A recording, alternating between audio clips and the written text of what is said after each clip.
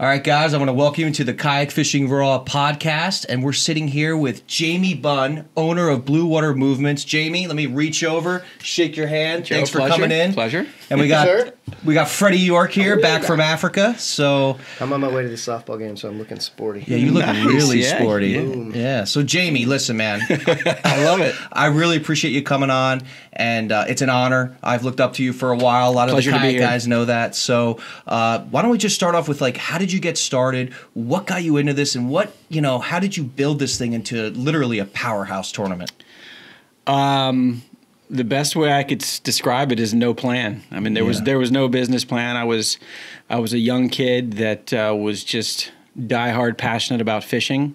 I got to experience my first tournament in early high school freshman year.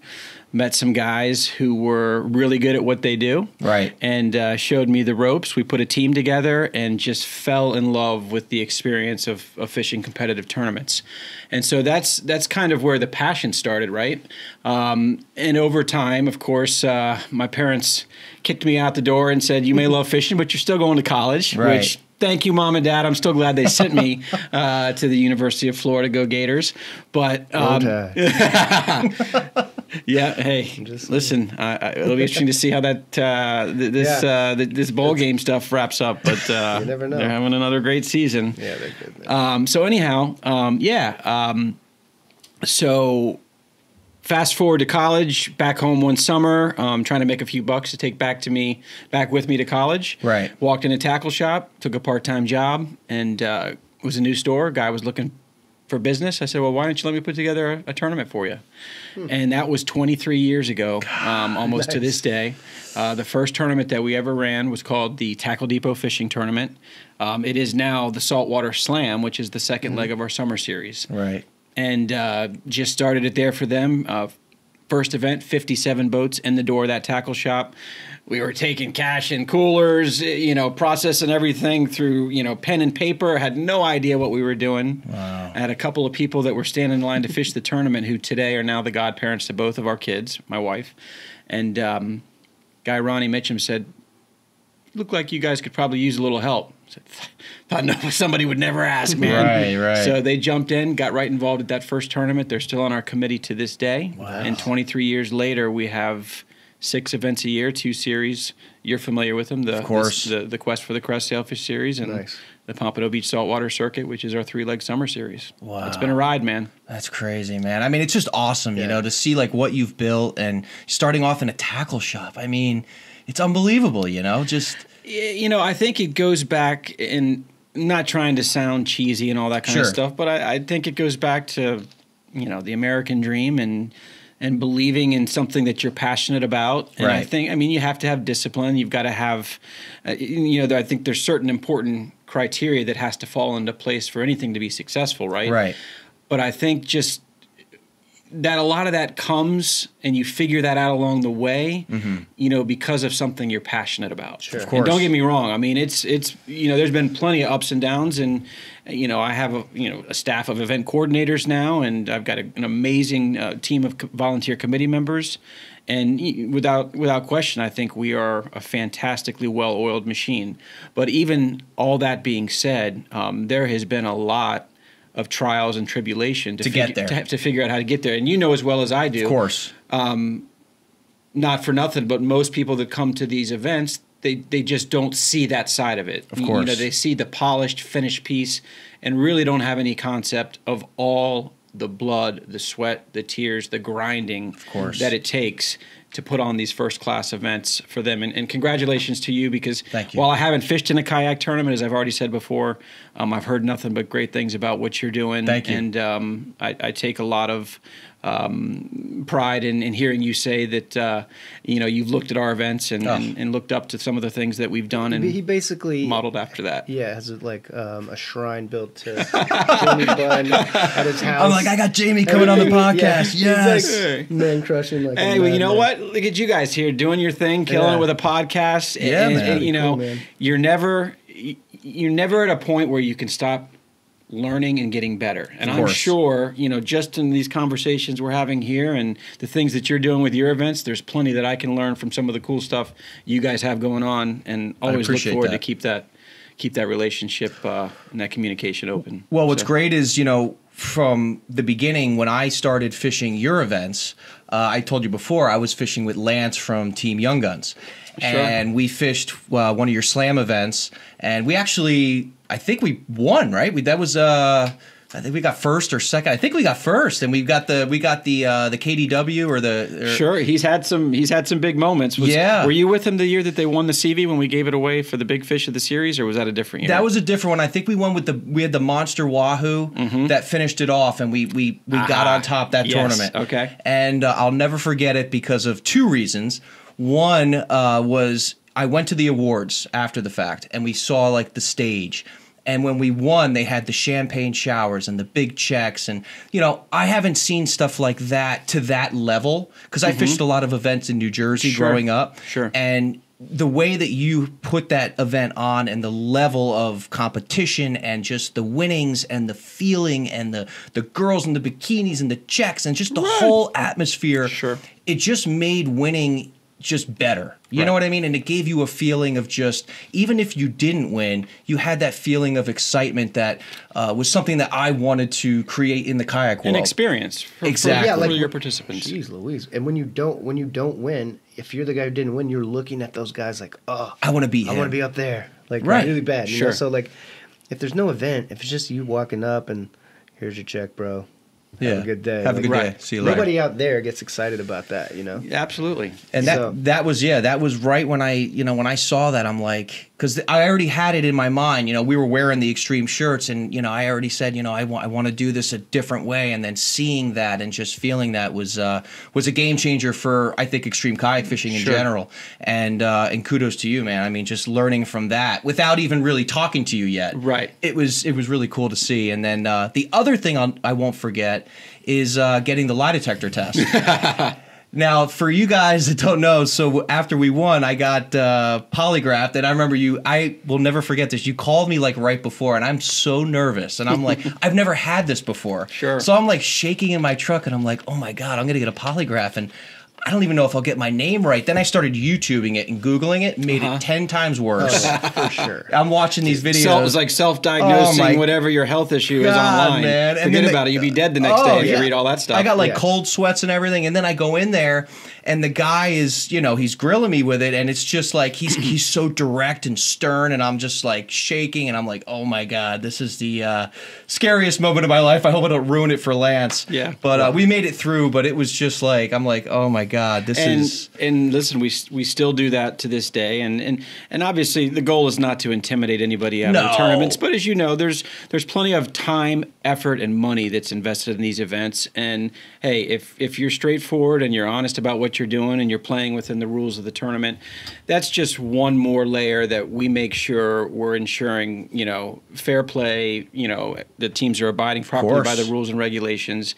And by and large, as well as I do, we talked about the Pompano fishing community, and I think we have something that's so unique and special about the culture of Pompano Beach and fishing and the camaraderie and the relationships, and just you can go to all these different parts of the country, and when people talk about fishermen that come out of Pompano Beach, it's a special place because historically I couldn't go back and tell you where it started from, but just the caliber of fishermen that we've produced out of this inlet here, and I think how they have inspired the generations of fishermen behind them and the respect for that craft, it's one of those things where we've had the ability to watch people to continue to elevate themselves here in the city of Pompano over time, and just, I think, really make a great mark for our sport in general. It's a culture.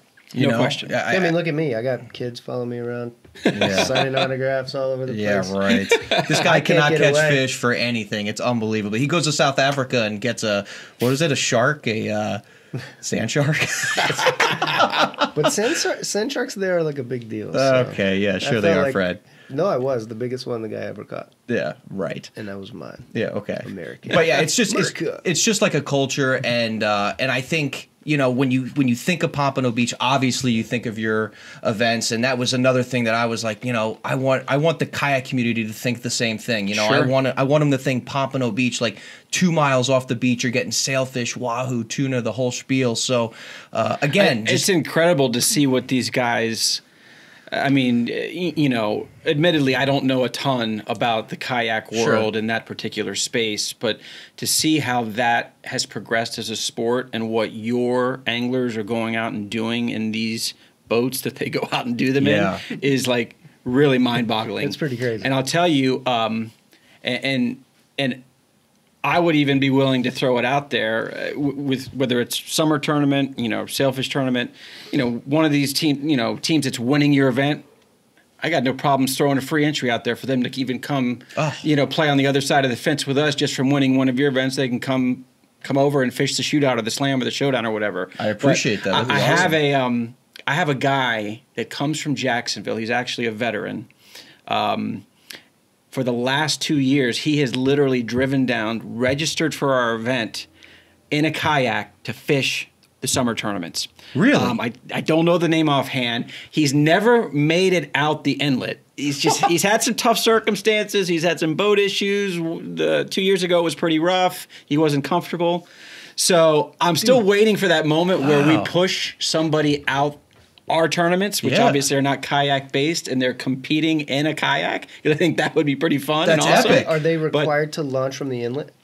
So he's basically just been launching right at the boat ramp, and then he paddled to the inlet, and he's made it about as far as the Hillsborough Inlet Bridge so far. Wow. It's hard to get through the inlet. that inlet's it's way easier at the beach. Right. Makes currents. sense. Yeah, Yeah. it makes so much of a difference. Yeah, but we do checkout right there inside the inlet, but I understand what you're saying because of the current and everything else as far as getting in. If he could just in there. get, if he could check in with you guys there inside the inlet, but then launch his boat inside that little lagoon at the park. You know? that might be easier for him. And then you really he could go through, you know, the edge of the current. You're getting him stoked. You know he's going to do the next one there now. I mean, I've done that. I've a bunch of times go out the inlet, but you have to hug that jetty on the south side, and if it's outgoing tide, it's easy. It's whatever. Exactly. If it's incoming tide, it's tough. But if he can get in that inside the park, you know, one of those boat docks. Well, I need to connect him with you guys anyway, just to make sure he knows about your events. For sure. Yeah, that's awesome. I mean, I never knew that. So, I mean,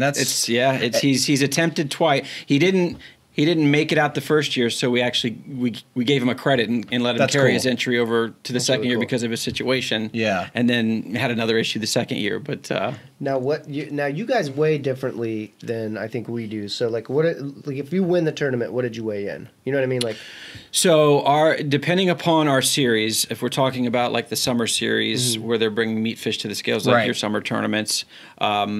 They target 5 species of fish, which are dolphin, wahoo, kingfish, blackfin tuna, and cobia. We cap the bag limit at 10 fish per boat and no more than 4 per species. So they can, you know, a boat can weigh up to 4 kings, you know, 4 tuna, 4 wahoo, but no more than 10 combined. Okay. And so we have prize category. I mean, we probably have well over 60 cash prize categories in each of those summer tournaments. And they will vary based on heaviest fish to, you know, aggregate weight. Right. To, biggest mahi, I've seen those. Yeah, exactly. Of each species. We have a couple of really fun categories that are actually, they're Calcuttas that we created a while back, but rollover style Calcuttas where great. The KDW jackpot. Yeah. They got to catch kingfish, dolphin, wahoo to win that money. Right. If they don't, the prize money rolls over. We've seen that pot hit almost $100,000 for a $200 buy-in, by the way, in the past. The other similar version is called the Pick 3, where we randomly draw 3 of the 5 species out of a container. Whatever those 3 are, those are the 3 they have to catch that day. If they don't catch it, you know, the money from that pot rolls over. And we've seen that, you know, approach 60, 70, 80,000. Oh, man. Yeah, in fact, we had twice now, we've had 2 teams that have one that won the tournament and one that didn't win the tournament that won almost $100,000 in those summer meat fish tournaments on not much more than about $1,000 in entry fees.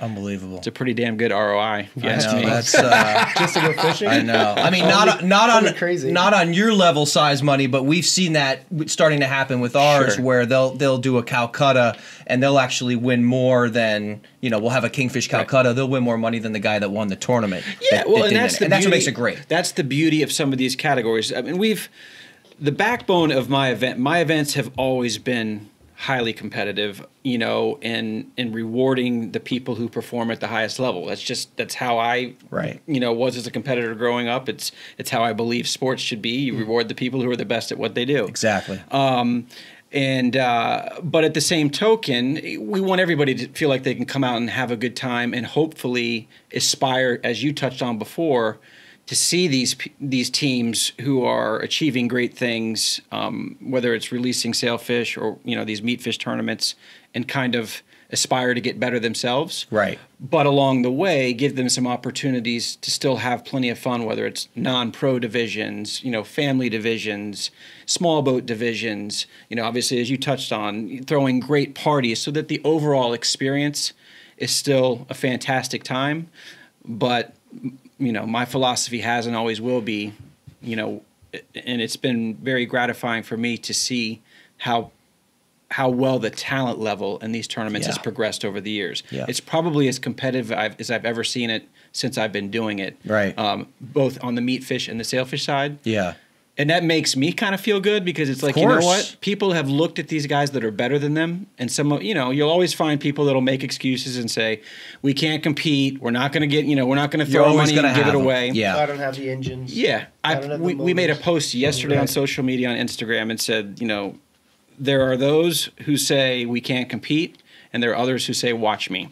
And the post was a single engine charter boat out of Miami that had an all-junior angler crew in our sailfish tournaments. Now, our sailfish tournaments have some of the most talented bill fishermen around the world. Best of the best. What these guys can do is phenomenal, and I know because I've competed against them in the past. These kids went out on a 20-knot single-screw charter boat out of government cut and almost won the whole tournament. They took it daily. They finished third overall. All teenagers. Whoa. All teenagers. It's epic. With a captain, you know, running the boat for them. It's epic. Yeah, there's really no excuses. Like Joe said, I just came back from South Africa.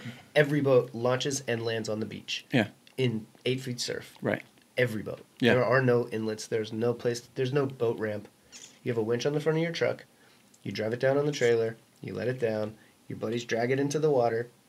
The water you just wait until the surf picks it up. Yeah. Sure. You jump in and you wait on the surf and you get through. And then you come back. It's like a different world there, yeah. But every boat. But with here, like with our sailfish tournaments, I've noticed the same thing. So, you know, years ago when I started the Sailfish Smackdown, everyone was saying on the forums and stuff, and I would read this stuff, obviously, you know. Sure. And everyone was saying, you know, Maria read it to him. Of course.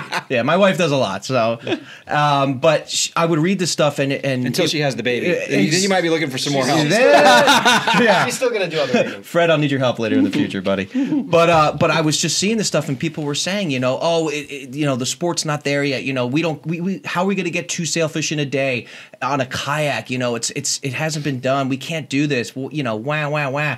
And I put it on, and we had like 12 people for the very first one. Mm-hmm. And guys from Oklahoma, a landlocked state, won the Sailfish Smackdown here in Pompano Beach, and it changed everything. Wow. Because for those guys to do that and catch sailfish and win it and win the money, all those Florida guys that didn't enter, they were all, you know, they were just like, I got to do this now. I got to compete. Right. And to me, I think you feel better on the backside of that experience when you say, you know what? I put myself in a place where I had to get better, or I was competing against a high caliber of anglers. Exactly. And I kicked their ass. Yeah. You know what I mean? Yeah. That to me is there's no better feeling than that. It's the best. So, I mean, I agree. Absolutely. And the competition level, you know, what I've seen as well is getting some of your guys that fish your events, they're starting to come over and fish the kayak events. They're jumping in a kayak. Right. And they're catching solid, awesome fish. I mean, we had a 71-pound wahoo weighed in one of our summer tournaments. It's crazy. So to see the crossover, and I know guys that are fishing, that are kayak fishermen, that fish in boats and teams in your event. Let's face it. anybody who does this understands they're adrenaline junkies, you know, and we're looking for ways to feed that adrenaline, and where can we take it to the next level? Yeah. And so it doesn't surprise me that some of these guys that may even be running around on quad engine center console boats just because of the fascination of getting out in a boat and having a fish drag you around that may not be much smaller than the boat you're fishing in. Right. That's an adrenaline rush. You know what I mean? Of course. So now what about are you still doing your Bahamas challenge over there? Because that was so we did that for 4 years. Okay. And after the third year, I said, you know, that's it. I don't want to. They wanted to get us on another 3-year contract, and I said, nah. And the thing about the Bahamas is, had to be a ton of logistics to go through, right? Jamie, let me tell you something. That event aged me probably by 10 years because, and I loved it. It was great. It's the best one. Yeah, the competition was awesome. The party was great. Right, so good. But you got to think of it like this: we were literally taking were you doing a kayak. Were you doing that out of Bimini? No, we were doing it at a Port Lacaya. Aha. Good place to party also. It was a great place. When you're not fishing. Yeah, and the fishing was pretty good. But, you know, the thing was, logistically, for me, it was such a nightmare. And we pulled it off. We did it for 4 years. I get it. No, I compliment you on the fact that you figured out how to go through everything in terms of the customs piece and getting all these kayaks and boats and getting people over there. That's the crazy part. It's getting the kayaks there. It was so hard. It's not even getting them there. It's getting them from the port to the beach. Literally bringing them just all over. And these kayaks, you know, some of them weigh 100 pounds, you know. And all of them weigh over 100 pounds. Yeah, and we had to transport all of them. And I mean, listen, we did it for 4 years, but after that, I was just like, you know what? Let's just do one home, and we're going to stay here. Listen, yeah, I have people ask me all the time, you know, how come you don't consider doing, you know, other tournaments further in the Bahamas or internationally? I'm like, because we have enough great opportunity to run events right here in our backyard. Right. And, you know, they're challenging enough as it is on their own. It's also, you do fine when you do them here. Right. You know? Well, you can control more of... For sure. Basically the logistical side of the event, I think, when you're operating here in an enviment that you're accustomed to. You're home, to, you know, and that's the thing. You get relationships with the local city people, and you know, like our guys on the beach. Every year after the tournament, the guy comes with his tractor. He's dragging kayaks up. Mm-hmm. You know, like he's awesome from the city. Year after year, those guys know our guys. So it's relationships. Yeah, it's really cool. And let me tell you something. Even from the Bahamas, like we built relationships there that will, you know, that'll last forever. We did a tournament in Texas as well. So we actually get a lot of guys from Texas that come and they fish. And it's got to be a hell of a paddle in Texas. Yeah, to get outside. They have these weird. Yeah, they get those kings though. Yeah, and the cobias. I think in Corpus, their closest rig is like 4 miles. 3-4 miles. Yeah, so they'll paddle to the rigs, and there's a 6-mile rig. But the evolution is crazy. Now, I mean, they've got to be looking pretty close at the weather, right? Because listen, when you're 3 or 4 miles out, you ain't getting back fast if Mother Nature decides. Yeah. Here you do because usually when you have an east wind, it's pushing you back in anyway. So that's the most stressful part. For me personally, I am stressing out like a week before that tournament, just looking every day at my phone. Then I get text messages from anglers, you know, like, oh, it says it's blowing 15, and it's like a week before, and I'm like, dude, just wait. You're talking to Noah about the flood, man. Yeah. Oh my god, I know, that's crazy. I know all about it. Yeah, and you were telling me you had to deal with weather too recently. Yeah, I mean, obviously, if you do anything long enough outside, eventually, you know, weather is going to be a factor. But yes, this past year, for the first time ever in our sailfish series, ironically not our summer series, which again in these sailfish series, you're dealing with the majority of the boats that are, you know, 36 feet up to 80 feet, you know, fishing machines and a caliber of crew and fishermen that are. The rougher, the better. The situation that we had there was a front coming down the state that was so intense, and the weather forecasting that was accompanying it from hail to like off the chart lightning, sideways wind. I just knew that the risk that we were taking as far as you know, the safety of our teams and the well-being of their boats was not worth taking when you could look at the weather the next day and it was going to be potentially epic sail fishing conditions. Right. So that was the first time ever in 20 some years of running events that I actually had to push push a day of fishing back. But and it's funny you say that because we had to do the same thing with our sailfish tournament. We had to move it to another weekend for the first time because it was the worst we've ever seen. Last year was, and I think I told you this, and we were talking about it. Last year was rough, weather wise. So I don't know if it was an El Nino thing, but hopefully this year we'll be ready to rock. So because we got the sailfish right around the corner. And how many years have you been doing your sailfish Smackdown tournament? 5 years, going on 5 years. So gotcha. Yeah, that one's still pretty new. The summer ones we've been doing for going on 8.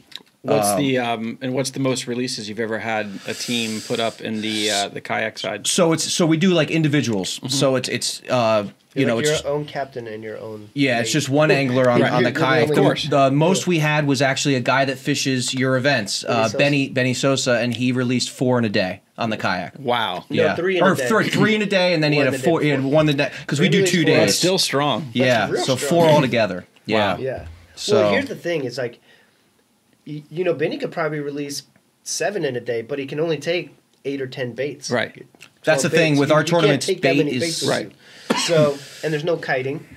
There's a guy. They try. There's a couple of guys who can do it. It's not there yet. It's not consistent. You can't really be consistent. The weather has to be perfect. Right. So, you're taking a dozen baits if you're lucky. 4 of them are going to die. Maybe 2 barracudas. You know what I mean? It's like, dude, it's a struggle. It's a weird struggle. Like when you don't have an unlimited amount of bait. Yeah. You got to play the whole game differently. It's like we had to change rules with the bait on the water. That's why that's why I asked about the guy who was competing for you with the kayak. Because I'm like, dude, I mean, if you can weigh in 10 fish, there's no way. Like, he's at a severe disadvantage because he can't take enough He would bait. say he was there because he just wanted to. He wanted to run with the big dogs For sure. and his kayak And a single like I fish. said, he's You an can get a older single guy. I think it was monster fish. more. You could win a Calcutta, a big fish, or something like that, but you're at a disadvantage because of the limit on. I think it was more a bucket list thing for him than anything. I think it's cool. I hope he comes back and we can get him back out again. But these kayaks in the sailfish tournament, it's got to be intense because we watch unbelievable amounts of release video in our tournaments, and you guys know how acrobatic these things are, how fast they are coming out of the water. Literally, we had on video last season anglers fighting a sailfish, guys getting ready to get the release. The sailfish jumped in the boat.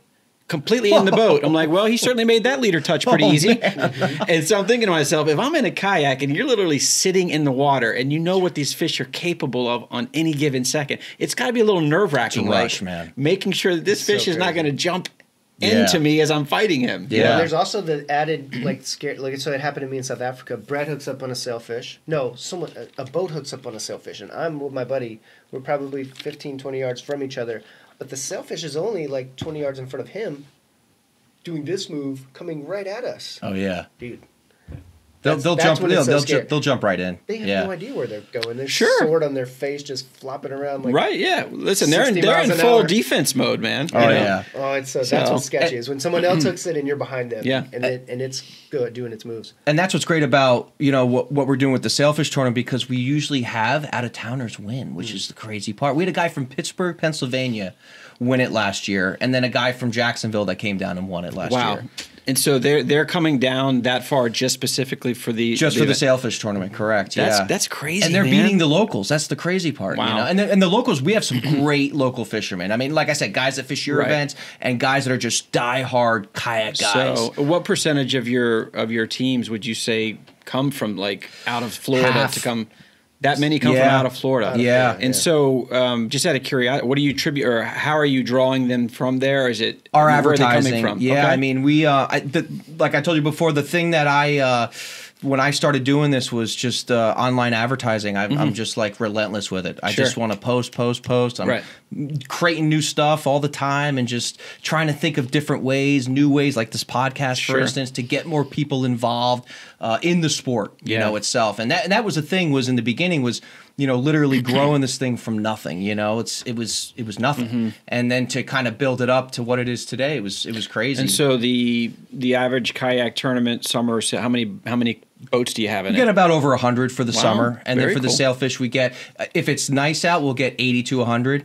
The past couple of years, it's been more rough, so we'll get 60 to 80. Very subject to weather. Yeah. And most of those will be from out of town because they're coming anyway. So and I talk to Joe about this all the time. It's like, if you have a 2-day tournament, it's you have to take the same amount of time off work. Yeah, you know what I mean. Like if you're coming from Georgia, I mean, you're still gonna have to take a week off. Sure. To do a one. So they're more apt to do those multiple day tournaments than they are to come in for one day, because it seems like, you make a trip out of it, you bring the family. A lot of guys bring their family. Sure, yeah, no, it's a family thing. It's a family thing, and then and that's great for the local businesses here, the city. Yeah. I mean, you're infusing a lot of dollars outside, from outside this market, that people that are coming in here and spending their tourism dollars. So that's huge, man. I appreciate it. Very Thank cool. You. Yeah. Thank you. And with your Sailfish series, like, is that your, like, what's bigger to you? Like, what do you like more? What's your bigger passion? Is it all the same? The summer tournaments will always have a special place in my heart, because that's where everything started from. Right.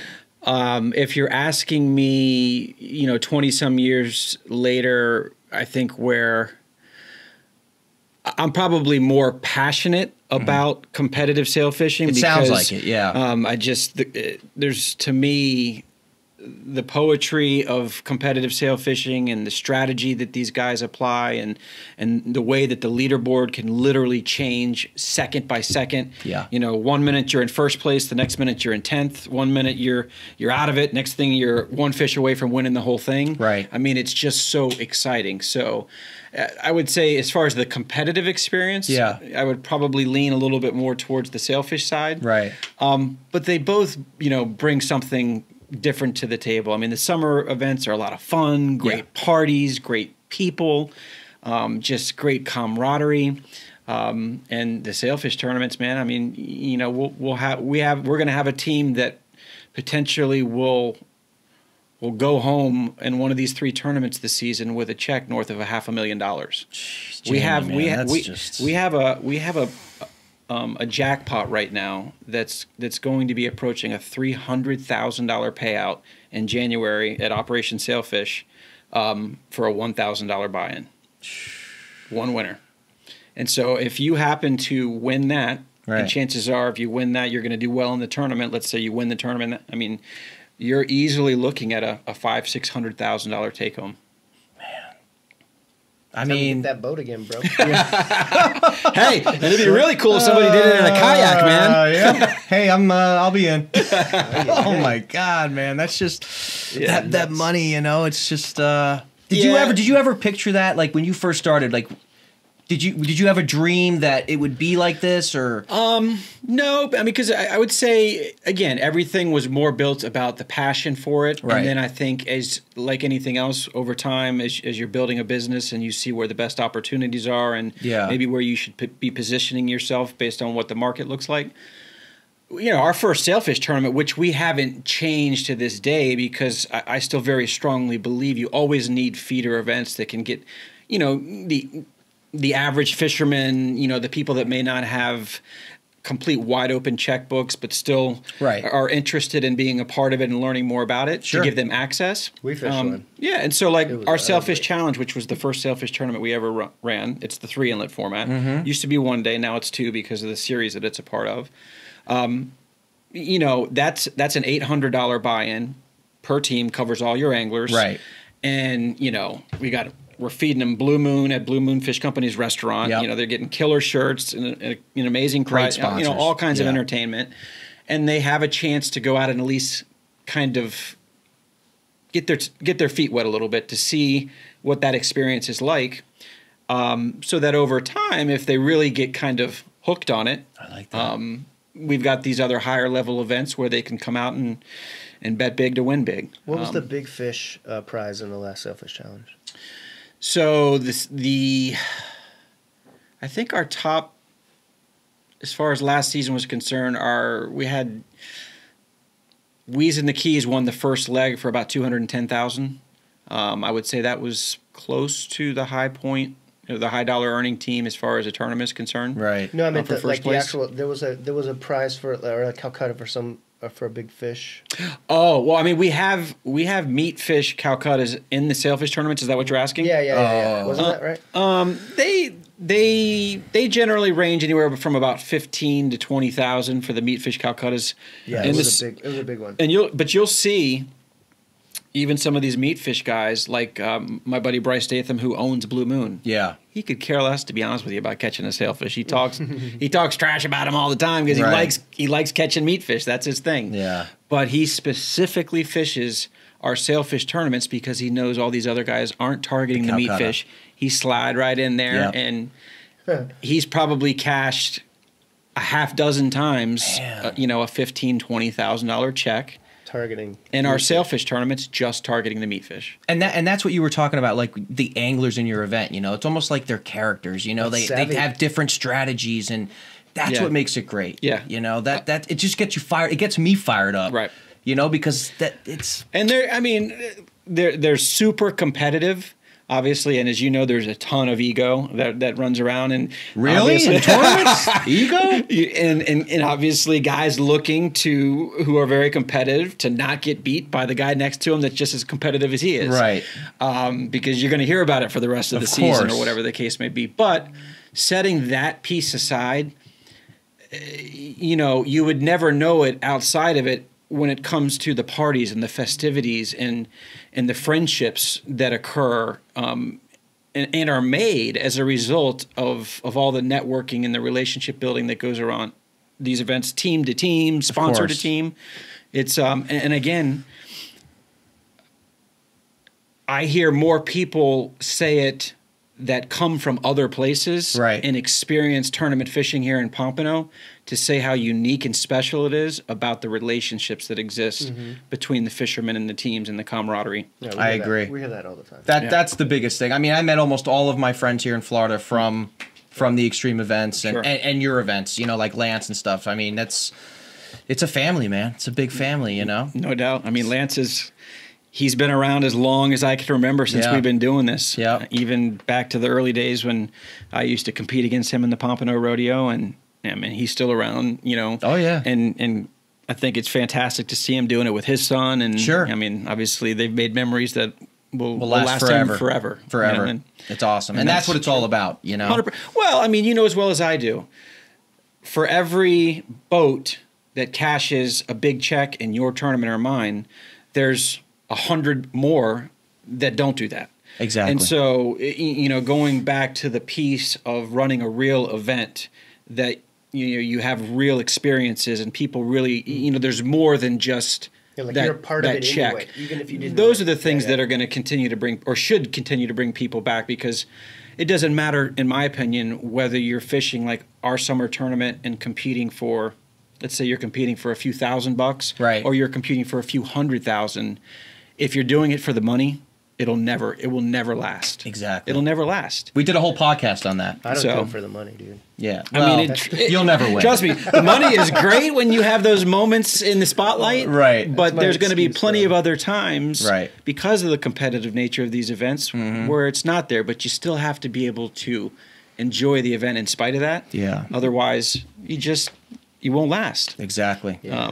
You're absolutely right. I've chosen to take the Buddhist route, Yeah, he's like a big monk out there. He's just out there. I'm there for my friends, Try not to hurt the fish. Try not to make any money. So now, so you compete in the kayak events as well? Mm-hmm. Okay. Yeah. I got third ones, and I won in Calcutta. Oh. I know, talking about guys that cross over, Slob City, Carl Torreson. Oh, Carl. Throw him out of, it's his thing on social media, right? Yeah, he won one of our. He's had some big moments with you guys, right? He's actually won 2 tournaments from us. He would probably laugh about this if and when he sees this. Oh, he'll see it. He's had all the luck in your tournaments, and none of it in mine. I mean, he says that. I think every time I turn around, he's had an engine problem. He's had a boat issue. He's had a dolphin eat his king. Yeah, I mean. The guy's got a lot of bad luck stories, so I'm waiting for that day where I get to hand him a really big fat check, because he will have earned it. Yeah. Well, you got to tell him. You got to say, Carl, you got to wear. He wears like this scales, like tight shirt. He likes to wear the tight ones. Yeah, and there's this one particular shirt that he always wears in my tournament. It's got scales on it, and I don't think he wears it in your events. So if you see him, you got to be like, Carl, Joe said put the scale shirt on, and you might have a shot. Right. And he'll say, oh my God, I'm going to do that. That's what he'll do. So with your events, where do you see it going, in the future? You know, I have that asked of me a lot, and I think my mindset is really it's quality, it's not quantity. Right. I mean, we've grown over the years from 3 to as many 8 events, and now back to 6. And like in the case of my sailfish events and my summer events, I still see so many opportunities to grow those properties that we have and to build upon them. That, you know, I would say that that's probably still a big part of my focus is taking these, you know, these properties that we have and figuring out for the benefit of the anglers and our sponsors how we can continue to elevate that experience for them. If something comes along the way where we see an opportunity that makes great sense, perfect. But I'm also a point in my time in my life and my career where I value my time a lot. Right. You know, my kids are getting older. I've got only a few years left with them before they're out the door and in college. Yeah. And so you start to think about things a little bit differently about, you know, what's most important. Is it really the money, or is it the time, or, you know, and what are you going to gain by trying to, you know, do 5 more events if that was really the case. Right. And so, you know, I've taken a step back with some of that stuff, and I'm really happy about where we're at right now with the, you know, the volume of events that we have and what we're doing. But yeah, because that's where we're right now, kind of juggling with the sailfish. You know, because last year we took a risk and we said, you know, we'll make it a series, you know, and do 2 of them, but it's actually 4 days. But in the kayaks, it's such a risk, you know. Right. So this year we were thinking of scaling it back, keeping it with the one sailfish tournament, keep doing what we're doing in the summer like we always do, and like you said, you know, have it quality. You know, instead of putting on all these events, just keep them. Have you guys ever considered anything on like inshore on the other side? Yeah, we've been talking about that as well. Yeah, so I'm more like we're thinking more like freshwater, maybe like exotics for peacocks or something. Just a whole different element. It'll be owned by Extreme, sure, but a whole different with the same structure, you know. Okay. But I don't know. We'll see. We're talking about a lot of stuff, you know, with some sponsors and stuff. But sure. I don't know. I mean, I kind of like it where we're at now. Like keep it quality, you know. Yeah. Like we're good at what we do now, and just keep growing. Well, that's the thing, you know. I mean, I think. And sometimes you can compromise that, sure, by trying to be everything to everybody, rather than focusing on, you know, what you're really best at, and or not losing sight of what got you where you are. You know what I mean? And, And I think that's kind of my mindset with our events and what we do. And I mean, if we see an opportunity that makes a whole heck of a lot of sense, you always got to look at that, right? Of course, you never squander an opportunity. And but at the same token, making sure that it's not going to come at the expense of other things that you're doing that are established and proven, and that kind of stuff. Yeah. So that's kind of where the Bahamas came in. You know, we didn't want that affecting. If anything, like everything went good, you know, but it just got to a point where it's like it's so risky that if something does go wrong, I don't want it affecting the events back home. Right. You know, because that's my baby. You know, and I mean, technology, I will say, is changing so much these days, and you look at what these guys are able to do on the water now, you know, going live on Facebook while they're fishing, and, you know, particularly like with our sailfish tournaments where, you know, we have, I'm not sure if you guys dabble in the live scoring or not, but we have these live scoring components where, you know, literally you could be sitting in your home in the middle of Kansas and watching real time what's happening on the water with these teams as the releases are happening. And I think it's the closest thing to being a part of the event without actually fishing the event. Right.